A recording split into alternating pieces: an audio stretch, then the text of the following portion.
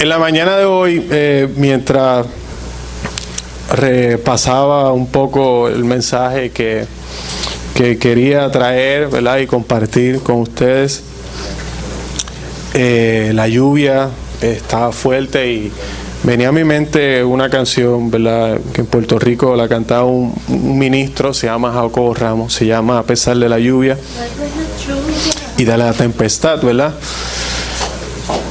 Y venía a mi mente cuántas familias, cuántos de los hermanos que hoy voy a tener el privilegio de hablarles, están hoy en la casa del Señor, a pesar de una lluvia y a pesar de una tempestad, y tal vez no una lluvia climatológica, ¿verdad?, y una tempestad de agua que provenga del cielo, sino una tempestad y una lluvia en ocasiones emocional, en ocasiones de salud, en ocasiones de una crisis de fe, en ocasiones espiritual.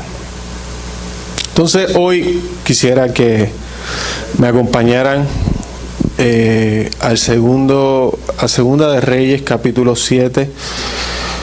Hay una de las historias que me gusta mucho en esta porción bíblica. Yo quisiera compartirla porque creo que se ajusta mucho a la necesidad que está viviendo Rowlett, Garland, que no solo vive las ciudades de Rowlett y Garland y las que están cerca, Dallas, sino todo Texas, todo Estados Unidos, el mundo entero. Refleja lo que esta porción bíblica nos va a hablar hoy. Y el título del mensaje es El pueblo tiene hambre. Ese es el título del mensaje que quiero hablar. El pueblo tiene hambre. Entonces, cuando vamos a Segunda de Reyes, capítulo 7, versículo del 1, dice: dijo entonces Eliseo: oíd palabra de Jehová. Así dijo Jehová: mañana a esta hora valdrá el sead de flor de harina 1 siclo, y 2 sead de cebada 1 siclo a la puerta de Samaria. Y un príncipe sobre cuyo brazo el rey se apoyaba respondió al varón de Dios y dijo: si Jehová hiciese ahora ventanas en el cielo, ¿sería esto así? Y él dijo: he aquí tú lo verás con tus ojos, mas no comerás de ello. Y había en la entrada de la puerta 4 leprosos, los cuales dijeron el uno al otro: ¿para qué estamos aquí hasta que muramos? Si tratamos de entrar en la ciudad, por el hambre que hay en la ciudad, moriremos en ella. Y si nos quedamos aquí, también moriremos. Vamos pues ahora y pasemos al campamento de los sirios. Si ellos nos dieren la vida, viviremos. Y si nos dieren la muerte, moriremos. Así que en el versículo 5 dice: se levantaron pues al anochecer para ir al campamento de los sirios. Y llegando a la entrada del campamento de los sirios, no había allí nadie, porque Jehová había hecho que en el campamento de los sirios se oyese estruendo de carros, ruidos de caballos y estrépito de gran ejército. Y se dijeron unos a otros: he aquí el rey de Israel ha tomado a suelto contra nosotros los reyes de los heteos y reyes de los egipcios, para que vengan contra nosotros. Así que se levantaron y huyeron al anochecer, abandonando sus tiendas, sus caballos, sus asnos y el campamento como estaban, y habían huido para salvar sus vidas. Y cuando los leprosos llegaron a la entrada del campamento, entraron en una tienda y comieron, bebieron y tomaron de allí plata y oro y vestidos. Y fueron y los escondieron, y vueltos entraron en otra tienda y allí también tomaron y fueron y los escondieron. Y en el versículo 9, luego se dijeron el uno a otro: no estamos haciendo bien. Hoy es día de buena nueva. Diga el que está a su lado: hoy es día de buena nueva. Y si nosotros callamos, Y si esperamos hasta el amanecer, nos alcanzará nuestra maldad. Vamos pues ahora y entremos y demos la nueva en casa del Rey. Padre, te doy gracias por esta palabra. Gracias por el privilegio inmerecido de hablarla a tu iglesia, a tu pueblo. Te pido que no añada ni quite, Padre amado Señor, el mensaje que tú quieres traer a tu iglesia, a tus hermanos, Padre amado, que sea de bendición, Padre amado. Ella es la única que tiene el poder de traer libertad, restaurar, levantar, abrir los ojos, Señor, y sobre todo dar esperanza en un mundo donde escasea esa palabra y esa esperanza, Padre. En el nombre poderoso de Jesús. Amén. Amén. ¿Por qué digo que esta porción bíblica es una de mis favoritas? Cuando uno estudia y uno va al contexto de la época en donde estaba, ¿verdad?, dándose esta dinámica, para que tengan una idea, la ciudad de Samaria estaba sitiada. Es decir, nadie podía salir y nadie podía entrar. Entonces, la estrategia del enemigo fue rodearla para que nadie pudiera salir. Entonces, como no tenían la oportunidad de buscar alimentos afuera y buscar recursos, poco a poco los recursos que tenían ellos adentro se iban agotando, al punto de que ya estaban, el hambre era tan fuerte que no había rey, no había autoridad del gobierno que pudiera ayudar a la necesidad que había en la ciudad de Siria. Si uno va, y no lo leí por factor tiempo, pero si uno va al capítulo desde el 6, comienza esta historia. Y para que tenga una idea cómo la hambre era tan fuerte, que una madre, donó, o sea, hicieron un intercambio y dijeron, mira, dos madres dijeron, mira, vamos a hacer este acuerdo. Hoy nos comemos a tu hijo y mañana nos comemos al mío. Entonces una se dio, los que somos padres aquí y madres saben que eso sería lo último que pensaríamos, ¿verdad? Pero para que tengan la idea de la necesidad y la crisis, ella entrega a su hijo, y la otra, cuando le tocó al otro día entregar a su hijo, no tuvo, ¿verdad?, el valor para entregarlo. Y entonces van y acusan, donde el rey le dice, mira, esta me prometió que si nos comíamos a mi hijo, mañana no íbamos a comer el de ella. Yo entregué a mi hijo y ella no entregó al suyo. Cuando el rey escucha esas palabras, dice que se desgarra las vestiduras, porque no había autoridad, no había recursos, porque tú podías tener el dinero del mundo, pero en ese momento tú no te podías comer el oro que tenía ni los lujos que había en la casa. Lo que había en la ciudad era hambre, y él, ni siquiera la persona con más autoridad, podía satisfacer esa necesidad.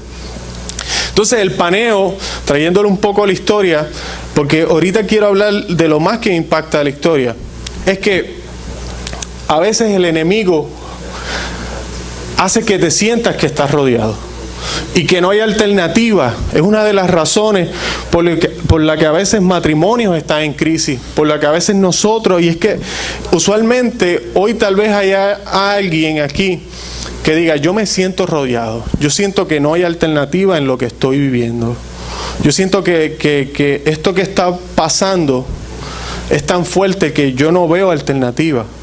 Y esa es una de las estrategias que usa el enemigo, rodearte, y que tú no veas esperanza ni solución para ningún lado. Entonces me gusta mucho porque el 7 comienza diciendo que Eliseo, ante esa crisis, comenzó a decir que ese día que a esta hora valdrá el ceal de flor de harina un ciclo y 2 ceal de cebada un ciclo. Obviamente no estamos en ese tiempo, pero lo que estaba diciendo es que usted imagínese, mi esposa me hace como que la señal, están traduciendo, gracias. Yo pensé que estaba ahí en adoración, pero no, era. Gracias, mi amor. Usted imagínese una crisis bien fuerte. Ana me conoce, Ana. Y es casi, ya habla casi español también. Español boricua. Y entonces usted imagínese que después de lo que le ocurrió a Roulette del tornado, estuvieran diciendo mañana los combos en chicken filet, en chifilet, van a estar a peso. Si usted va con su familia, van a estar a $1. Usted llega allí. O sea, es como lo que estaba diciendo era algo que no hacía sentido con la crisis que se estaba viviendo. Porque, y fíjense en que él comienza diciendo el hombre de Dios, Eliseo.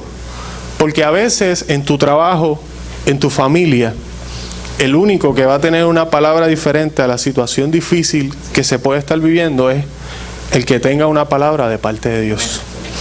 Y a veces como cristianos en el trabajo, cuando hay una crisis en nuestra familia, a veces te va a identificar como que, oh, dime algo. Y no es porque uno sea el más inteligente, es porque uno le pide sabiduría a Dios para tener esa respuesta necesaria. Entonces uno tiene que evaluarse si cuando hay una situación difícil en mi trabajo, en mi familia, en mi vecindario, ¿cuál es mi respuesta?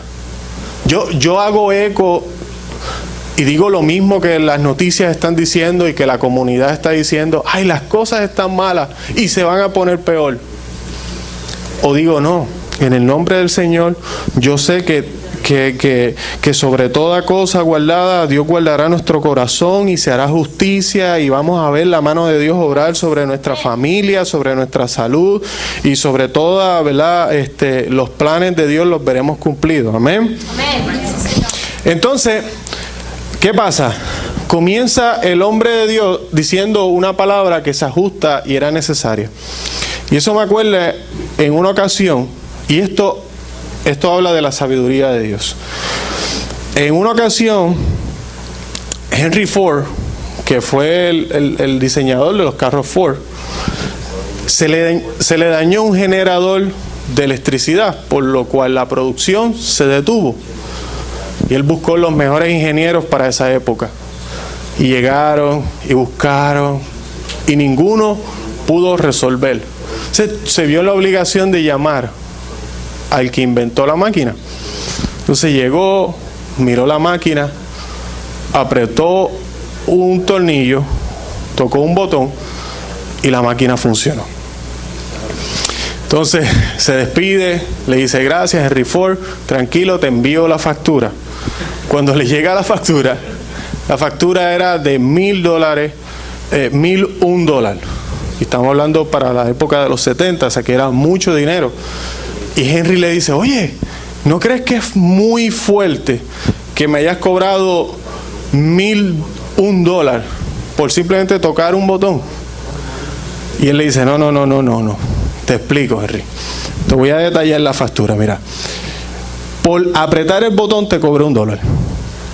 Por saber cuál botón tenía que tocar, te cobré $1,000. ¿Qué me habla de esto? Es que en ocasiones la sabiduría que te da la palabra de Dios es la única que te va a permitir tocar ese botón, hablarle una palabra que se ajuste a la necesidad que tu hermano, que tu compañero y tu familia está necesitando. El conocimiento de la palabra de Dios te va a dar la autoridad de sobre todo cuando otros no se atreven a hacerlo, tú atreverte a hablar de Dios y no avergonzarte. Y no se trata de que uno aquí es fácil en la iglesia yo levantar y orar por el hermano Fernando o orar por una petición que tenga, ¿verdad?, Israel, pero cuando estoy afuera es el reto mío como cristiano. Yo me recuerdo que por un tiempo siento que ese día crecí como cristiano y fue que un amigo hace un torneo de baloncesto porque su papá está muriendo de cáncer y está en esa, ¿verdad?, en una terapia y en los medicamentos y es muy costoso, así que hace un torneo para beneficio. No eran cristianos, pero me invitan. Y entonces yo hago un equipo para llevar fondos y qué sé yo, y estoy allí. Hacemos el juego y obviamente mi equipo era tan bueno como yo que así que nos eliminamos de la primera. No teníamos a Dianita con nosotros, así que nos eliminamos. Eso fue como que gracias por venir, ya se acabó, gracias por participar. Y entonces yo dije, bueno, vinimos, entregamos los fondos y cooperamos. pero algo en mi corazón me hace regresar. Y le digo, no era un ambiente cristiano. De hecho, estaba una música de un DJ ahí con la música de, creo que era reggaetón o Daddy Yankee, a todo lo que da, el hermano Daddy Yankee ahí con gasolina. Y entre medio de esa, escucho o siento la voz de Dios. Y me dirijo hacia él y le digo, nosotros, soy Samuel, venimos con un grupo, queremos ayudarle, pero si usted me permite, yo quisiera orar por usted. Y usted me dice, Samuel, pero es que yo te he visto orar en la iglesia, sí, pero en ese momento no había gente que estuviera de acuerdo conmigo, no era una actividad cristiana. Entonces, la música de fondo de la administración de Daddy Yankee no es lo mismo que escuchar a Eva y las hermanas. Así que necesitaba ahí que Dios me respaldara. Y comencé a orar, y las personas que estaban a su alrededor, que algunas tenían hasta bebidas alcohólicas, las pusieron hacia un lado, hicieron silencio, y ellos decían, eso sí que es importante. Entonces yo sentí que ese día crecí como cristiano porque me atreví, aunque el ambiente no se diera para eso, a ser un detente en un ambiente que tal vez tenía la buena intención, pero no estaban poniendo su confianza en quien la tenían que poner. Y entonces allí yo pude, ¿verdad? Y esto lo digo con mucho, ¿verdad? Pero tengo que hablarlo, pero allí pude hablar y hacer oración. Y yo sentí ese día, bueno, yo salí por esa cancha así, después de la oración, y decía, pero ¿por qué mi pecho está tan inflado, verdad? Si yo lo que metí fueron 2 canastitos y un tiro libre. y salí como cuando Steve Curry cierra ¿sabe? Cuando mete 30 puntos, yo salí así, ni Kobe Bryant con el último juego. Y yo decía, pero ¿por qué yo me siento así? Y es que sentí que el hacer el atreverme a orar en un ambiente donde no se prestaba para eso, le estaba donkeando en la cara al enemigo, diciéndole, aquí tú no tienes parte ni suerte. Donde un hijo de Dios llega, el ambiente tiene que cambiar, y sobre todo la confianza y todo lo que uno habla es conforme a lo que Dios quiere para uno, y la confianza en nosotros tiene que estar. Así que uno tiene que hablar la palabra de fe. Amén, Señor. Y entonces me gusta porque esa experiencia me ayudó a entender, y las lágrimas de la persona, y sobre todo a reconocer que él necesitaba escuchar. Él no necesitaba solo el torneo ni los fondos, él necesitaba escuchar una palabra de esperanza. Luego, en el capítulo 2, en el versículo 2 dice, y un príncipe cuyo brazo se apoyaba. O sea, cuando tú traes una palabra de esperanza y de fe, nunca va a faltar el que te diga, sí, el más cristiano. Yo no sé si a usted le ha pasado, pero cuando se convirtió, nunca faltó un amigo o un familiar que dijo, eso te va a durar 2 meses. Eso te va a durar poco, ese gozo. Ya, la más cristiana, sí, la más que adora. Deja que te toque, deja que venga el día fuerte, a ver si vas a estar gozándote con esa fe. Y qué bueno que uno, ¿verdad?, a pesar de esas palabras de desánimo, uno pueda mantener la fe. Ahora, pero yo quisiera, porque de esa historia, lo más que me llama la atención es lo que hay en el versículo 3. Dice que hay 4 leprosos en la entrada de la puerta. Es decir, estos leprosos no estaban ni adentro de la ciudad, ni tampoco estaban con los malos. Estaban en la entrada de la puerta. Entonces, cuando uno habla de leproso, uno habla de alguien que no tiene la capacidad, o inclusive por las leyes de la época, una vez tú eras diagnosticado con lepra, ya tú no, como dicen por ahí, tú no tenías voz ni voto. Te sacaban. Es decir, tú podías ser la persona más inteligente, el ingeniero más prominente, la persona con más títulos, más conocimiento, te daba lepra, ya, fuera, tú no contabas. O sea, te alejaban de tu familia, ya tú no podías estar cerca de tu familia. Inclusive cuando ibas pasando por una calle tenías que gritar leproso, leproso, para que la gente te identificara y no se acercara a ti. Entonces estamos hablando de gente que no tenía voz ni voto en la sociedad. Cuando la microbacteria leprae te toca, poco a poco tú ves cómo te vas desintegrando. Es decir, un leproso en el día 1, a los 2 meses de ser leproso, puede ser que haya perdido 2 dedos, 3 dedos y no se dan de cuenta. Así que esos 4 leprosos están ahí en la puerta, Tony, y dicen, bueno, adentro hay hambre y afuera están los enemigos. Si nos quedamos aquí, vamos a morir. Si entramos a la ciudad, también vamos a morir. ¿Qué opción tenemos? Bueno, donde hay comida es en el campamento del enemigo. ¿Qué puede pasar? Si llegamos, nos matan, nos morimos. Y yo me imagino, yo sé, mira, de hecho, nos morimos, nos vamos a morir como quiera. Mira, a ti te faltan 3 dedos, tú sin nariz no te ves igual. A ti ya. El otro decía, ¿qué? Y ves, ya una oreja menos. O sea, ellos hicieron su inventario. Eso añadiendo acá, no lo dice la palabra. Dice, uy, ¿dónde dice que no? O sea, tú estás ñoco ya. O sea, ¿qué tienes que perder? Lo que quiero decir es que ellos están ahí, hacen el inventario y dicen, no tengo nada que perder con ir al campamento enemigo. Sin embargo, si me quedo aquí, si me quedo inerte, sí tengo mucho que perder. Y si entro donde hay la necesidad, también perezco con ella. Así que dice la palabra que caminaron hacia el campamento del enemigo.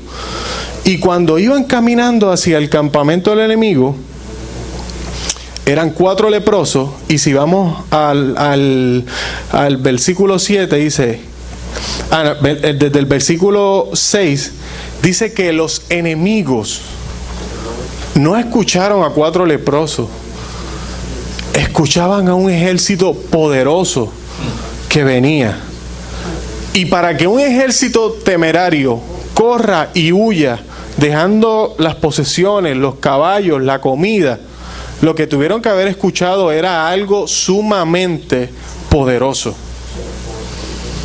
Porque el día que, a pesar de la circunstancia, tú te decides levantar, que eso fue lo que dice en el versículo 5, se levantaron. El día que tú te levantas en la tempestad que puedas estar viviendo en fe, en la circunstancia no te va a ver a ti de rodillas, ni te va a ver a ti levantando las manos. Va a haber un ejército que está respaldando esa acción de fe que estás haciendo y que te estás moviendo en fe. Amén.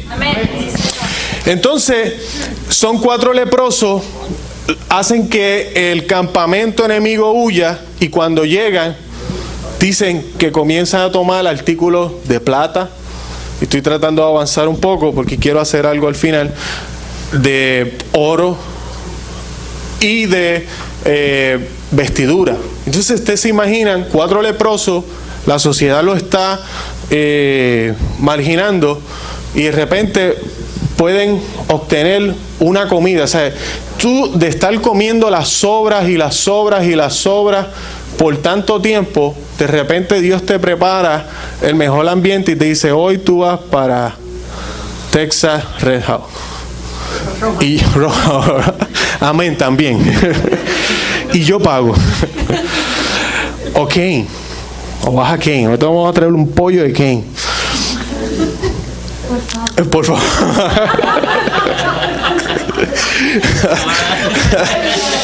Bueno, los que quieran pollo de Kane, hablen con... No. Con Tony. Pero lo que quiero decir es que de tú estar disfrutando de sobra, de lo que a otra gente le sobraba, de lo que te tiraban, de repente estás disfrutando de un manjar exquisito. 4 leprosos. Y entonces dicen que obtienen artículos de plata. La plata es un símbolo de redención. ¿Sabe? El Señor le estaba recordando a esos leprosos que cuando ellos dieron ese paso de fe, al llegar y obtener del campamento del enemigo, Dios le estaba recordando que ellos habían sido redimidos por la sangre de Cristo.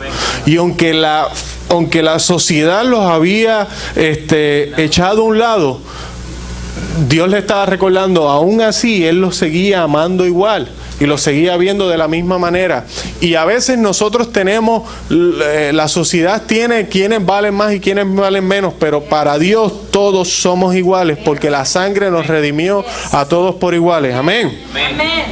Entonces lo otro que también obtienen es un artículo de oro. El oro es símbolo de la naturaleza divina que tenemos. Porque nosotros como cristianos y como creyentes sabemos que vivimos en este mundo, pero somos peregrinos y extranjeros. Y que la garantía principal de la cruz fue que tuviéramos sanidad, que tuviéramos la esperanza, pero la garantía principal fue la vida eterna. Esa es la esperanza que tiene que descansar en cada uno de nosotros, y la esperanza de fe que nos levante cada día y decir: Señor, gracias, porque estos son procesos pasajeros, pero sé que hay una vida eterna que me espera. Amén. Yes, amén. Y entonces lo otro que habla es que son vestidos, se pusieron vestidos. Los vestidos es tipo de justicia, es un símbolo de justicia.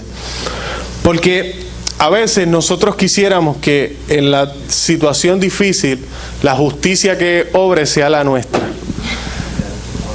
Y Dios dice que la justicia que va a obrar es la de Él. Así que yo no sé qué estés atravesando en tu trabajo, en tu casa, en tu hogar, y tú quisieras, ¿sabes? A veces uno siente en la humanidad de decirle a ese compañero que te ha hecho la vida no tan fácil, y Dios te dice: tranquilo, que mi justicia es mejor que la justicia de la embajada de tu país, que la justicia de este gobierno y que la justicia de cualquier nación. Nosotros como cristianos debemos de descansar en el que Dios conoce lo que estamos viviendo y que en su momento obrará a favor de nosotros. Amén. Amén. Sí, Señor. Entonces, ahora es que llego al punto que quiero que veamos. Es que luego que ellos obtienen esos beneficios, comen, disfrutan del oro, la plata y las vestiduras, miren lo que comienza su mente y en su humanidad muy normal. Dijeron: vamos a guardarlo, y comienzan a guardarlo. Dicen: y fueron y lo escondieron, envueltos, entraron en otra tienda y allí tomaron y fueron y lo escondieron. Es decir, estas son mis bendiciones, chacho. Yo no voy para allá donde no nos daban nada. Yo no voy para la ciudad a compartir esto. O sea, somos nosotros cuatro, un campamento. Eso fue su humanidad. Pero siento que la conciencia de Dios les toca y dice: no. Y dice: luego se dijeron el uno al otro: no estamos haciendo bien. Hoy es día de buenas nuevas. Si nosotros callamos, nos alcanzará nuestra maldad. Vamos pues ahora y entremos y demos las nuevas buenas a casa del rey. La ciudad tenía hambre, había crisis. Ni el gobierno, ni el dinero, ni nadie podía salvarle.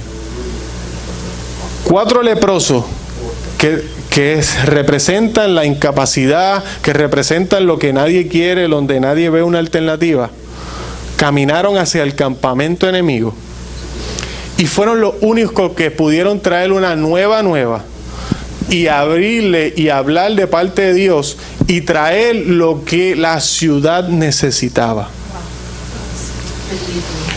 Entonces, a veces nosotros, me motiva mucho estos leprosos, porque a veces yo puedo ser como ellos y digo: wow, lo que yo estoy viviendo en la iglesia está tan brutal, cómo Dios restauró mi vida, cómo Dios...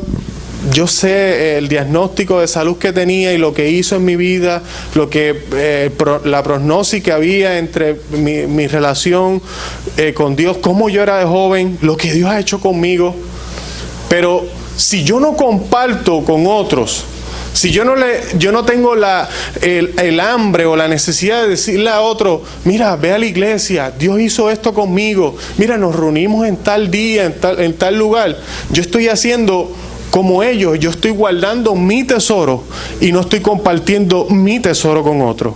Cuando tú no le dices a otro lo que Dios hizo contigo, tú estás guardando tu tesoro y no estás yendo a donde hay la necesidad para que escuchen una palabra que se ajuste y cubra y los bendiga en una necesidad. Entonces, ¿por qué digo esto? Porque cada uno de nosotros estamos ahí. Estamos en el punto de que decidimos, bueno, o nos hacemos eco de la necesidad que hay en la ciudad, o traemos una palabra diferente. Entonces, uno tiene la necesidad de ir y compartir lo que Dios ha hecho. Yo no sé si usted, pero siempre Dios te da la oportunidad de invitar a alguien a la iglesia, de hablarle de Dios. ¿Sabe? A lo mejor tú dices, no, pero es que mi jefa con el carro que conduce, yo creo que no tiene una necesidad. Y tú no sabes que a lo mejor lo que Dios te puso ahí intencionalmente para que pudieras hablarle de parte de Dios. Entonces lo que hoy tenemos que pensar es, ¿qué oportunidad Dios me está dando para hablarle, para invitar a otros, para discipularlos? Cuando comienzo a ver esta historia, tengo que pensar que posiblemente es lo que cada uno, posiblemente no, estoy seguro que cada uno de nosotros hoy en día estamos viviendo. Y podemos pensar, bueno, ¿qué hago? Los leprosos pudieron decir, bueno, pero es que yo no tengo palabra para decir. O sea, ¿qué yo puedo decir si yo no sé mucho de Biblia? ¿Qué yo puedo decir si yo no tengo un testimonio así, wow, tan grande? Pero esos leprosos, no fue lo que ellos tenían, sino hacia cómo se movieron. Fue que encontraron la respuesta para luego traer una nueva de bendición. Así que no es tu condición, sino es cómo te levantes, que tú puedes hablarle a otros lo que Dios hizo en tu vida. Y sobre todo, que otros se sorprendan, porque no había una explicación lógica de que 4 leprosos hicieran huir un ejército poderoso. Y lo mismo va a haber, no va a haber una explicación lógica cuando gente que tú jamás piensas que le van a servir a Dios, a través de tu testimonio, sean tocados, sean transformados y creen una hambre por conocer más de Cristo. Yo quiero terminar con este ejemplo, esta experiencia que tuve, porque muchas veces uno piensa, no, este hermano, yo creo que este amigo mío es primo hermano, se casó con la prima hermana de Satanás y no creo que es cuñado de Satanás. O sea, uno dice, no creo, y Dios te sorprende, porque no se trata de lo que tú digas, se trata de lo que Dios va a hacer en la vida de otro. O sea, mi trabajo es compartir la palabra de Dios. En estos días estábamos en la cancha allí jugando y llegó un americano y me invitó, un moreno, a jugar baloncesto. Y yo con mi inglés, llevo poco tiempo, y empezamos a hablar y estábamos jugando ahí, más, y yo ahí le entendía 3 de 10 que me decía. Pero el punto que estaba ganándole el baloncesto a Johanna, aunque no crean, le estaba ganando, hasta que me dijo que era boxeador profesional. O sea, yo le dije, no, está bien. Hey, you won. Always won, you won. Pero el punto, después que terminamos el juego, siento la necesidad y le digo, ¿sabes qué? Nosotros nos reunimos en una iglesia cristiana que hay por aquí, él tenía hijos, y le invitamos también, ¿verdad? Estaba Israel también y Luis llegaron, y lo invitamos para el campamento de verano. Y mi respuesta es como que, como que necesito algo así.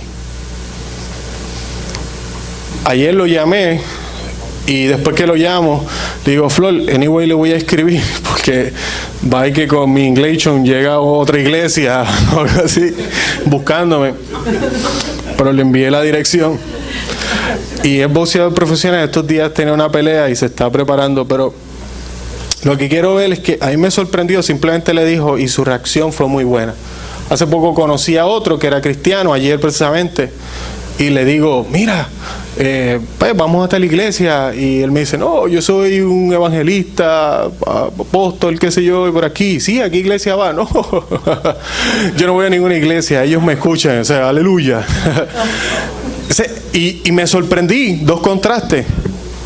El moreno, jugando a baloncesto, dice, necesito algo así. Alguien que conoce a Dios, le digo, no, yo no necesito iglesia, o sea, yo predico, que otros me escuchen, yo no necesito escuchar a nada. Pero cuando pasan cosas sobrenaturales, cuando tú te sorprendes, o sea, cuando tú hablas de parte de Dios e invitas a alguien, tienes que prepararte a que Dios te va a sorprender, como pasó en Hechos 3, 1 al 11, especialmente en el 10. Pedro y Juan van hacia la puerta de la Hermosa, ¿verdad? Y ahí dicen que hay un paralítico y ellos oran por el paralítico, ¿verdad? Y dice especialmente en el 10 que luego que el paralítico es sanado, comienza a dar gritos de júbilo y la gente se llena de asombro y de espanto. Y eso es lo que Dios quiere que tú experimentes cuando tú hables en fe, invitas a otro a la iglesia. Te vas a llenar de asombro y de espanto. Y termino con esta reflexión. En Puerto Rico trabajaba, Flori, yo no sé si lo puedes poner ¿verdad? Bajito, y nos podemos poner de pie. Yo terminé, pero quiero compartirle esta reflexión.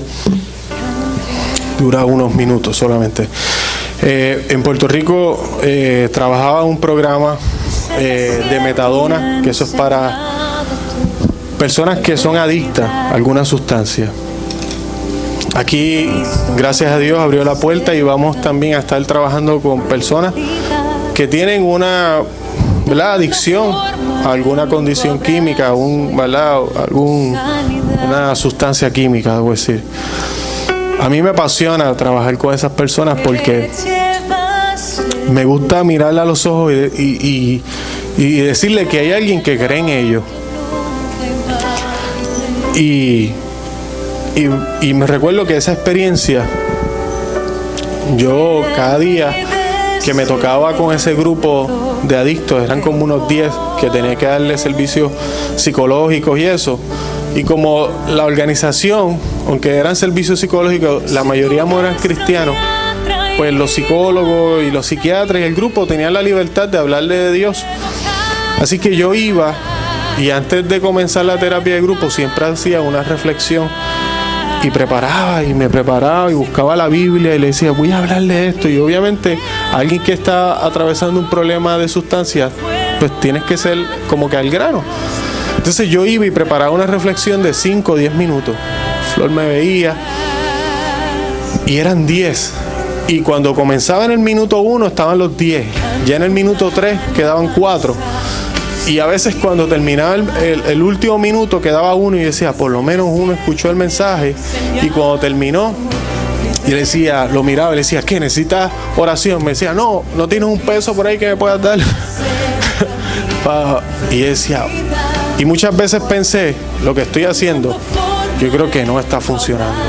Creo que estoy perdiendo el tiempo porque me preparaba, sacaba, y entonces lo que quedaba uno y lo que estaba interesado era el dólar que le pudiera dar o el dulce. El punto es que un día recibo una llamada de la madre de uno de ellos para que fuera a la casa y le visitara. Para mi sorpresa, era del grupo el que más candela, más trabajo me había dado. Me había hablado malo, salía malcriado, motivaba a los otros a que no me hicieran caso ni me escucharan. Y pues la mamá me llama y yo, ¿será esto? Me da la dirección, voy a ir a la casa. Cuando llego a la casa, abro la puerta, la mamá me recibe y dice, ¿quién está? Pues el muchacho de la fundación, el psicólogo, etcétera. Y él dice, sí, ese es mi amigo. Este Samuel dice, y él es mi amigo. Y yo dice, no, estoy en la casa correcta. O sea, dijo, es mi amigo. Entonces cuando llego al cuarto, yo veo su aspecto. Cuando ya estás a punto de fallecer, ¿sabes? Se notaba que le quedaba poco tiempo. Y entonces yo me paro frente a la cama Y él comienza a decirme: mira, Samuel, simplemente quiero decirte gracias, porque muchas veces que tú compartías y nos hablabas de Dios y qué sé yo, a veces yo te salía malcriado. Y él me dice: yo sé que yo voy a morir, y yo lo único que quiero es que tú ores, y ese Dios que tú nos presentabas, que a través de lo que yo estaba viviendo, yo decía: yo no estoy escuchando, no puede ser. Y yo comencé a llorar ahí en ese momento, y me tocaba mucho porque en ese momento yo me estaba llenando de asombro y espanto, no porque esa persona no le estaba dando su vida a Cristo por mis cualidades. Esa persona le estaba aceptando al Señor como único exclusivo Salvador, porque Dios comenzó a hacer la obra de una semilla que puse, y poco a poco fue restaurando y trabajando en su corazón.